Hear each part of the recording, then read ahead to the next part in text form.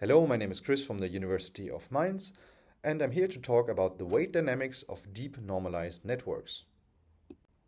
Put in one sentence, we want to model how layer-wise learning speeds evolve over time for networks using normalization layers. In scale-invariant networks, plane gradient norms are quite a bad measure for how much a gradient update actually changes the output scale. Since in a forward pass, layer outputs are always normalized, we rather have to observe the ratio of gradient to weight norms, which we call effective learning rates or ELRs. Next, Yang et al. Have proven in 2019 that gradients, and thus also ELRs, always explode in depth at initialization for normalized networks. This implies big disparities in layer-wise learning speeds at initialization, and the question arises, how does this situation evolve over time? Since the global scale of all gradients can simply be changed by tuning the learning rate, we are interested in the evolution of ratios of effective learning rates. In order to understand this, let's start by making some preliminary observations. Placing a normalization layer after every linear layer in the network is sufficient to obtain the following two properties. First, inverse scaling. If we scale a layer's weights by a factor gamma, then we inversely scale its gradients by a factor 1 by gamma. This is a simple consequence of the chain rule. Second, orthogonality. Since the network's output doesn't change when scaling its weights, the gradient and weight vectors are always orthogonal to each other. This induces a self-controlling dynamic, where a big gradient causes the weight norm to grow, which in turn lowers the gradient norm in the next step. If we now combine the basic SGD update formula with property 1 and 2, and additionally assume that every layer's base gradient, meaning the gradient excluding any normalization-induced effects, is constant over time, we can then express the expected weight norm of this layer with the following recursive formula. The initial parameter c here corresponds to the initial gradient norm and depends on the layer's position in the network. We analyzed the series and came to the following theoretical results. The dynamics of equation 3 apply to each layer in the network individually. In the gradient flow, meaning for infinitesimally small learning rates, and for constant, discrete learning rates, the ELR ratio of any two layers always converges in the time limit. For scheduled learning rates, ELR disparities between two given layers always shrink during every time step, given that the learning rate is smaller than their flipping ratio. The flipping ratio is a value that only depends on the current effective learning rates of those two layers.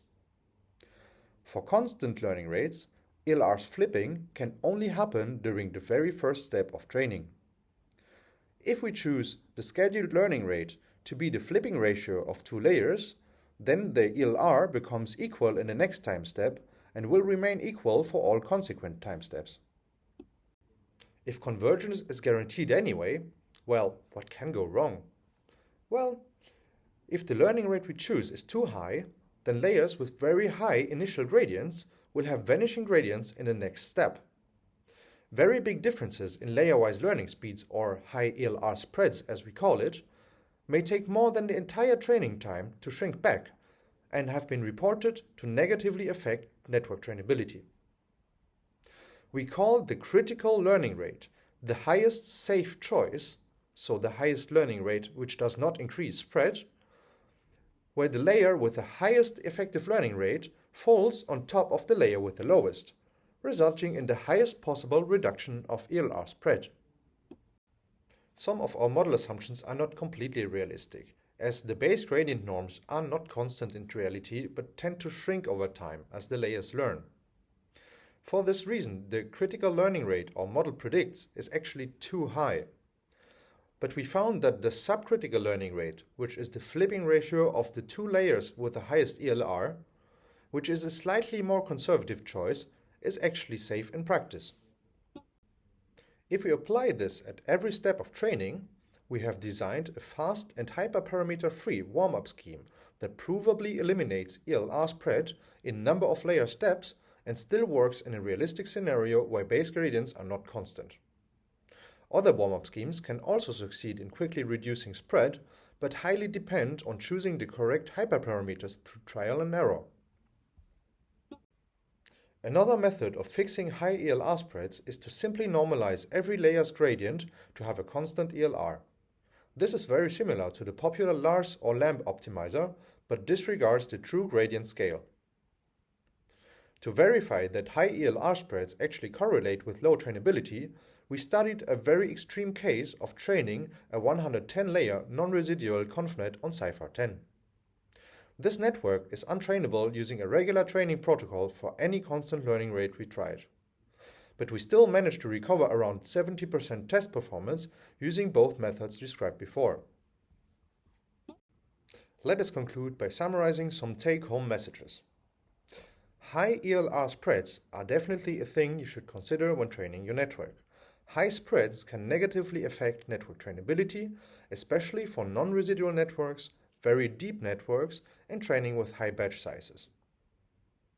Next, the weight dynamics of normalized networks can be very unintuitive in the sense that after one training step, things can look radically different than at initialization.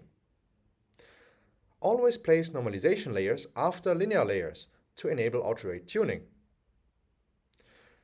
ELR spread automatically decreases over time if you do not exceed the critical learning rate. Be wary of exceeding this critical learning rate, especially during early training where this can happen very easily. Your network might never recover from this.